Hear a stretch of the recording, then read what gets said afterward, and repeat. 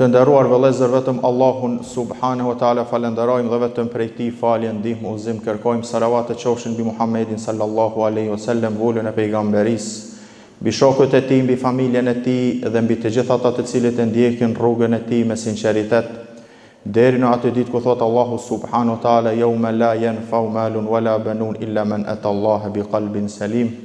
Atë ditë nuk të bën dobi asgjë nga kjo botë, pasuri, familje, vetëm ai që shkon tek Allahu me një zemër të pastër. Rabbi shrah li sadri wa yassir li amri wahlul 'uqdatan min lisani yafqahu qawli. Të nderuar vëllezër, sot në këtë planet jetojnë diku në rreth 8 miliard e disa qindra miliona, pra 200 apo 300 milion njerëz.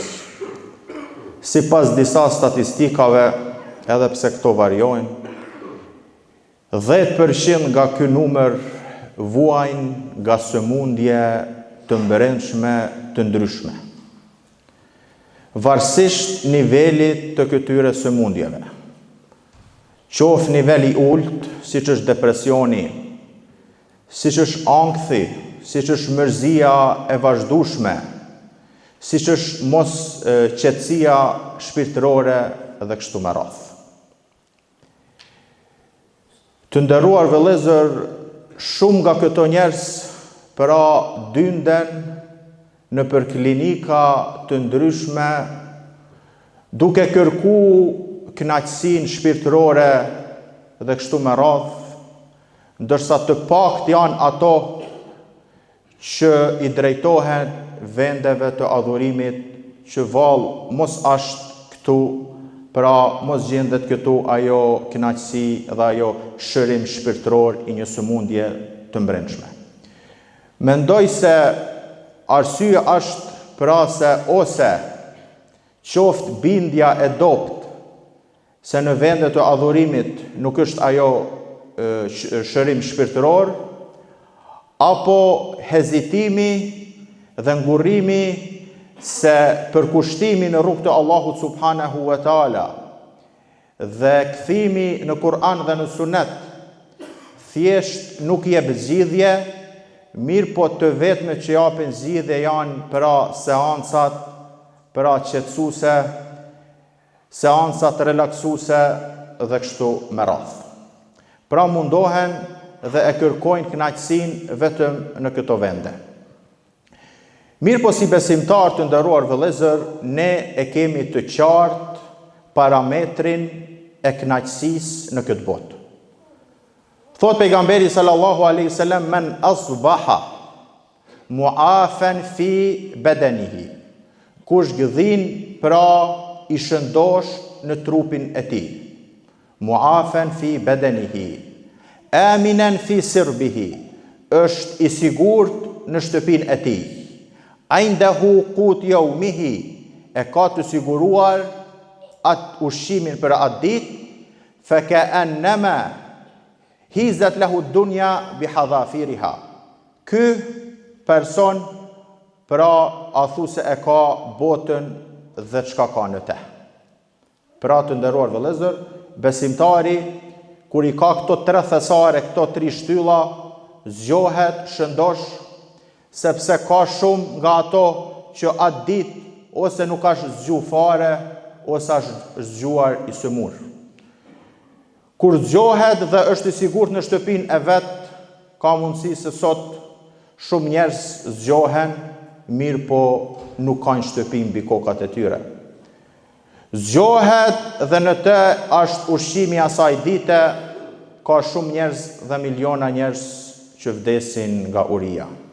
Pra pejgamberi sallallahu alaihi wasallam na tregon se nëse bashkohen tek besimtari këto 3 thesare, a thu se e ka dunjan dhe çka ka në te.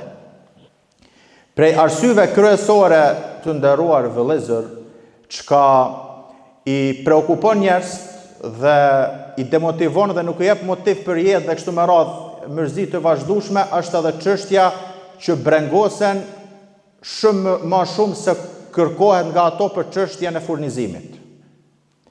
Është fakt se e kemi obligim të punojmë që ta mbam veten dhe familjen. Mirë po ashtu siç e kemi obligim të punojmë që ta mbam veten dhe familjen, e kemi obligim të besom dhe të jemi të bindur se nuk do të vdesim derisa nuk e marrim edhe kafshatën e fundit të cilën e kemi të shkruar dhe na është caktuar. Thuhet një transmetim se kur meleku i vdekjes shkon t'ja marrë shpirtin besimtarit, qëndron mbi derën e tij dhe i shef rrethin dhe familjen duke vajtu, duke e qa këtë person që vdiq.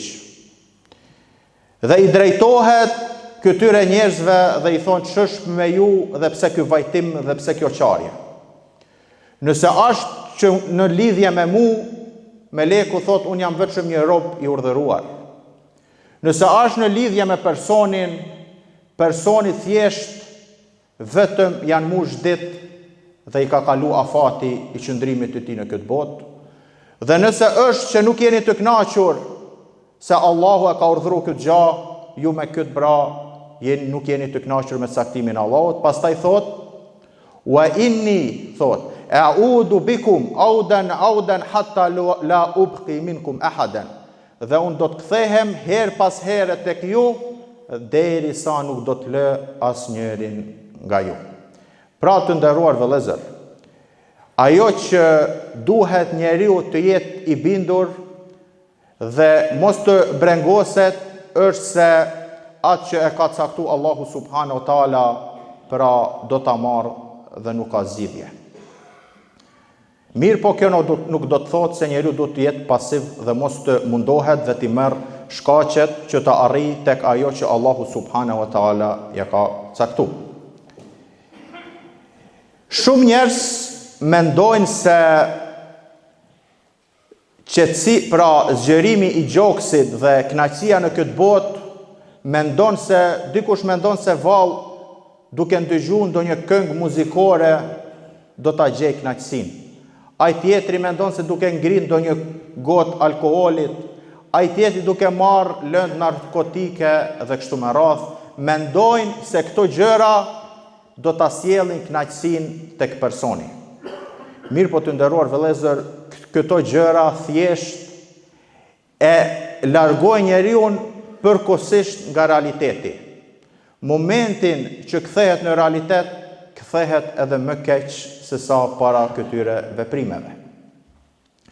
Kur flet Allahu subhanahu wa taala për Musain alayhis salam, pasi u kthy nga Egjipti dhe Allahu subhanahu wa taala i zbriti shpalljen dhe thot hel ataka hadithu Musa, atë erdhi ty lajmi i Musait.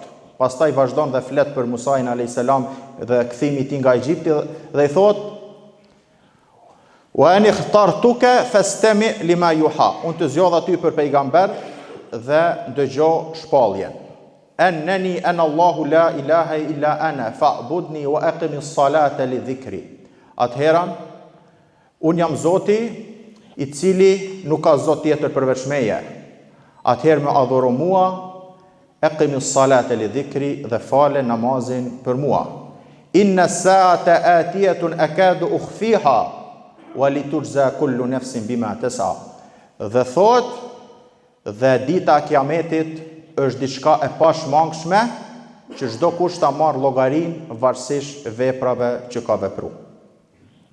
Pra këto ajete i shpallën Musait.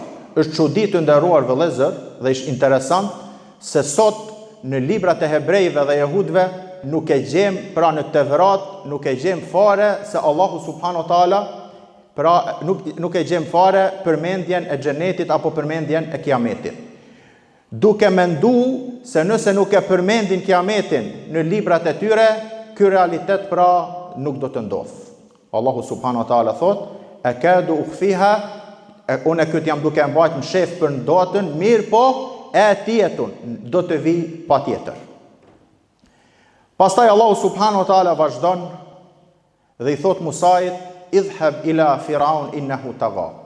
Shko tek faraoni sepse ky vërtet i kaloi çdo kufi.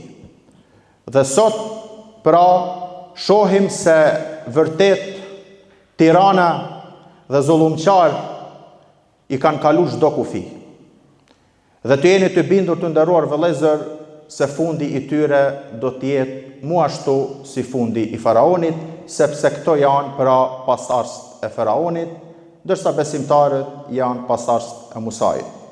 Dhe faraoni dihet përfundimi i tij dhe Musa i dihet përfundimi i tij.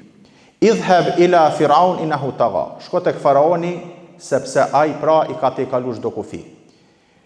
Ballafaqimi i parë mes Musait dhe faraonit të nderuar vëllezër, çka ishte? Çka i tha Allahu? Çka kërkoi Musa nga Allahu? I tha Rabbi shrah li sadri wa yassir li amri. O Zoti im, ma zgjero gjoksin tim. Pra, m'jep motiv, pra m'jep më ban të kënaqur me atë që më ke urdhëru, m'jep motiv të jetoj, më largo çdo mërzi të vazhdueshme, çdo trishtim dhe kështu me radhë. Sepse wa yassir li amri dhe ma lehtëso çështjen time, sepse të nderuar, ai njeri i cili është i mërzitur, ai njeri i cili ka ankth të vazhdueshëm, ai njeri i cili pra vazhdimisht nuk është i kënaqur me jetën, ky person nuk ka shumë edhe motiv të jetoj. Pra gjaja e parë të nderuar vëllezër, kërkoj nga Zoti që t'ja lehtësoj, pra që t'ja zgjeroj gjoksin, që t'ja lehtësoj gjendjen dhe kështu me radhë. Çka do të thotë nëse Allahu subhanahu wa taala ja zgjeron gjoksin një besimtari? Do të thotë të nderuar vëllezër se kur të jep Allahu dhe kur të furnizon, të bën të kënaqur me atë që të ka furnizu. Momentin që njeriu është i kënaqur me atë që Allahu ja ka caktuar, do të jetë i lumtur dhe do të ketë një qetësi shpirtërore. Momentin që Allahu nuk e bën të jetë i kënaqur me atë që ja ka caktuar për te, ka mundësi ketë shumë, mirë por çdo herën, pra do të jetë më shumë, do të jetë barr ajo se sa lumturi dhe kënaqësi. Mu për këtë të nderuar vëllezër, ajo që duhet të kërkohet nga ne është që të kërkojmë nga Allahu të na zgjeroj gjoksin, që do të thotë të na bëj të kënaqur me atë gjë që na dhuron. Dhe mos mendojmë pra si thash që kënaqësia, lumturia, qetësia shpirtërore dhe e brendshme është, si thash, dikush mendon se s'ball mos me ndonjë këngë muzikore apo me ndonjë alkool dhe kështu me radhë. Jo, sepse udhëtimi i asaj pasi njeriu prap të ballafaqohet me realitetin është shumë i keq se sa para asaj. Pejgamberi sallallahu alaihi wasallam çka tha Allahu për te? Tha alam nashrah laka sadrak wa wada'na anka wizrak alladhi anqadha dhahrak. Të nderuar vëllezër, kjo sure duhet të jetë adresë dhe duhet të jetë një lloj pra simbolit për çdo besimtar. Alam nashrah laka sadrak. Ata zgjeruan pra, ata hapim ty gjoksin pra o Muhammed. Alam nashrah laka sadrak wa wada'na anka wizraka alladhi anqadha dhahrak. Dhe ne thot ta larguam thot barrën wa anqadha dhahrak nga shpina që kishe. Alam nashrah laka sadrak wa wada'na anka wizraka alladhi anqadha dhahrak. Barra pra që e kishe mbi shpinën tonë. Pra ti pastruam mëkatet tua. Që do të thot të nderuar vëllezër se mëkatet janë barë mbi personin. Sa ma shumë që njeriu i bën mëkat Allahut subhanahu wa taala, aq ma shumë ky person pra është larg asaj kënaqësisë shpirtërore. Mu për këtë Allahu subhanahu wa taala ja pastroi pra gjoksin, ja largoi këto mërzit, trishtimet, pa kënaqësi dhe kështu me radhë dhe ja fali mëkatet. Për këtë thot pejgamberi sallallahu alaihi wasallam, thot shembulli besimtarit me namazin e tij është si shembulli i një njeriu që para shtëpisë së vet e ka një lum, që 5 herë ditë lahet në atë lum. Dhe i pyet vallë, a do të ketë ndonjë pa pastërti ky person? I thanë jo, i dërguar e Allahut. Kështu është edhe çështja e besimtarit me namazin e tij. Pra, Allahu subhanahu wa taala bëri namazin, i bëri adhurimet dhe kështu me radhë që të pastroj njeriu nga çdo papastërti, qoftë e brendshme apo e jashtme, ta pastroj zemrën e tij.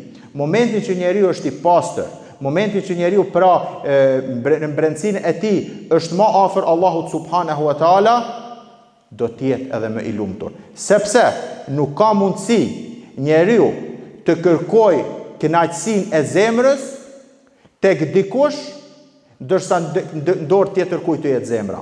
Pra, zemra është në dorë të Allahut subhanahu wa taala. Çdo kënaqësi që mundohet njeriu ta kërkoj djathtas dhe majtas, e ka kërku në një adresë të gabuar. Mu për këtë nderuar vëllezër, e shohim se njerëz të cilët janë më afër Allahut subhanahu wa taala, ndërsa në aspektin ekonomik dhe të kësaj bote dhe kështu me radhë, ndoshta janë më pak, mirë po janë më të kënaqur dhe çdo herë ndëgjon duke thënë elhamdulillah, falënderimi të kanë Allahut dhe kështu me radhë. Sepse ajo që Allah, si thash, zgjerimi i gjoksit do të thotë me qenë Allahu atë gjatë që ta jep, qoftë edhe e pak, të ban të jesh i kënaqur.